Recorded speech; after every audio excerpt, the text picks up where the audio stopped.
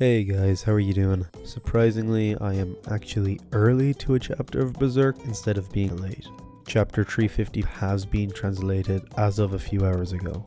This was a damn good chapter. Miura got through a lot of memories in this chapter. The pacing was still fantastic. It was just one massive nostalgia dump. The chapter opens back with Farnese and Shirke continuing their journey in Casca's mind.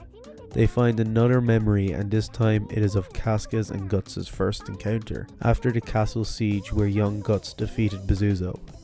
Farnese and Shirke watch as Guts stands above them and Casca just before he lands the killing blow, and they feel Casca's fear. They get another fragment of the doll, and Chibi Casca shows visible delight, hopping around the doll. It's really cute. Farnese is watching with a big smile on her face.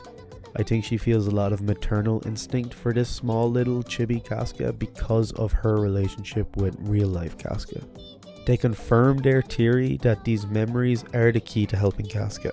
They continue through this dreamscape and come across Casca's battle with Adon at the Daldry Castle and feel Casca's love for her comrades, her sense of being a part of something bigger, and that sense of unity that only the Band of the Hawk seemed to have accomplished. After that memory is the memory of Griffith saving Casca from being sexually assaulted by that nobleman who bought her from her family when she was a child. Farnese feels Casca's admiration and love for Griffith develop right there, and notices that it is a lot like what she felt for Guts after he saved her from her old life. This is a pivotal moment in Casca's life, and they feel it.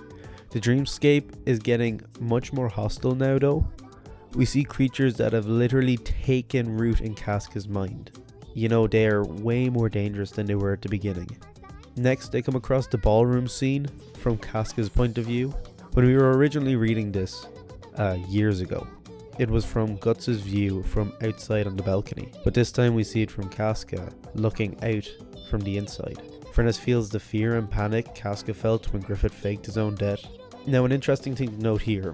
While Casca was inside the room with Griffith and Guts was outside, Casca was the one that was always an outsider to Griffith's schemes, while Guts was his confidant. We get to see Casca's feeling for Guts develop during the 100-man battle, and Farnese identifies Casca's deep feeling for Guts at this time.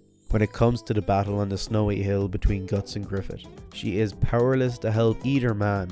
Farnese identifies that this is the moment that she truly felt her love for Guts. As he walked away. The creatures get way more dangerous now, even more so than previously. They are representing stuff that Casca finds repulsive. They don't specify what, but it could be anything. Maybe it's memories of her rape during the eclipse, or it could be something completely different. After overcoming these creatures, they make it to the waterfall scene. It's here where we get to see what it would look like if Guts climbed on top of us and treated us right. Farnese shields Shirke's eyes. Shirke is like, no, I'm just interested in this scene for research, as we all were. Now, I do have to stress how voyeuristic this journey seems to be. Farnese and Shirke are literally living out Casca's life from her point of view, without her permission. While it is necessary, it also feels wrong. Something about it doesn't sit right with me. I'm not sure how Casca will feel if she knows that these two strangers infiltrated her mind without her permission. Farnese finally confirms her suspicion about Guts and Casca's relationship as well here, and her and Shirke feel pretty rejected for a while. We are then treated to a beautiful montage of nostalgia. We see the Band of the Hawk alive, living out their best moments. However, it's kind of like a double-edged sword. The more beautiful the moments are, the more dangerous the creatures around seem to get. An interesting thing to note is that some of the creatures actually look like the apostle who killed Judo. So it is quite possible that they are manifesting now, because they are also giant tentacle monsters that some of them look a bit like Void, but maybe that's just me trying to put a face on something that isn't actually there.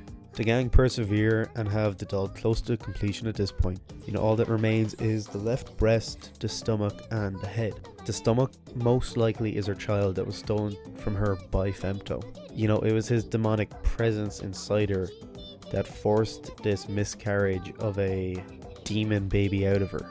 Her left breast is where her heart would have been, and most likely is from the heartbreak she felt from Griffith's betrayal and potentially Guts' inability to help. Also, another thing to note is that was the breast that Femto gripped while he raped Casca. The head is most likely her shattered sanity after the mind-breaking events that she experienced from the eclipse.